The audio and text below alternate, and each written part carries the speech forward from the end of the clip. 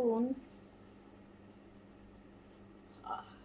আজও সুভাষচন্দ্র বসুকে নিয়ে যে সমস্ত কথা হচ্ছে, সত্যি মানে কানে তালা দিলেও বুকের ভিতরটাকে তার বন্ধ করতে পারে না। আজকে শ্রমিক ভট্টাচার্য মহাশয়কে কিছু বলা হচ্ছে না কেন বলুন তো?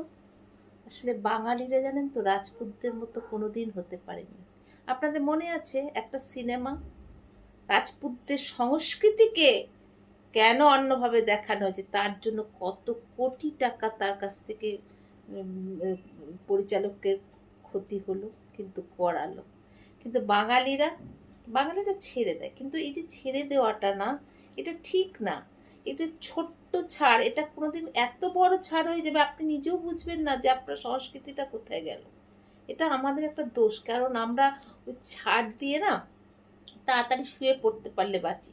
যে ও বলছে তাতে কি হচ্ছে, তাতে কি আর সুভাষচন্দ্র বসুর মান কমে যায়? না, ছাড়বেন না। ছাড়লে কি হবে, আজকে যে কথাগুলো নিয়ে সুভাষচন্দ্র বসুকে বলা হচ্ছে, গুন্ডা বিপ্লবী, আমরা কি চাই না যে এরকম গুন্ডা এরকম বিপ্লবী আমাদের সব ঘরে ঘরে জন্মা? আমরা তো চাই। এমন সোনার ছেলে কার ঘরে আছে? কতজন আছে? কাজে সবকিছু ছাড়তে নেই। ছাড়লে আমাদের নিজস্ব, বলে না, হামারি সংস্কৃতি হামারি বিরাসত, আর কিচ্ছু থাকবে না, বিশ্বাস করবে। খুব কষ্ট হচ্ছে, এর কোনো প্রতিকার আমি দেখতে পাচ্ছি না।